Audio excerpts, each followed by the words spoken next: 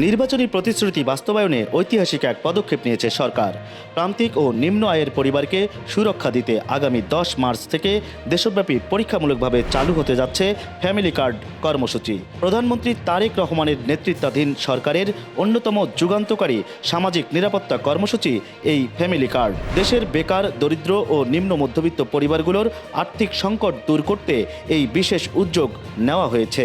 এই কার্ডের মাধ্যমে সরাসরি নগদ অর্থ সহায়তা প্রদান করা হবে, যা প্রচলিত অন্যান্য সামাজিক ভাতার চেয়ে অন্তত দ্বিগুণ। মূলত সমাজ কল্যাণ মন্ত্রণালয় প্রণীত নীতিমালা অনুযায়ী ভূমিহীন ব্যক্তি বা পরিবার, গৃহহীন মানুষ, প্রতিবন্ধী, হিজড়া, বেদে বা যাযাবর গোষ্ঠী, ক্ষুদ্র নৃগোষ্ঠীর পরিবার এবং যাদের জমির পরিমাণ 0.5 একর বা তার কম এমন স্বল্প জমির মালিকসহ 7 শ্রেণীর মানুষকে এই কার্ডের জন্য অগ্রাধিকার দেওয়া হবে। আগামী 10 মার্চ প্রধানমন্ত্রী তারেক রহমান এই কার্ড বিতরণ কার্যক্রমের উদ্বোধন করবেন। প্রাথমিকভাবে দেশের 14টি উপজেলার একটি করে ওয়ার্ডে এই পাইলট প্রকল্প শুরু হবে।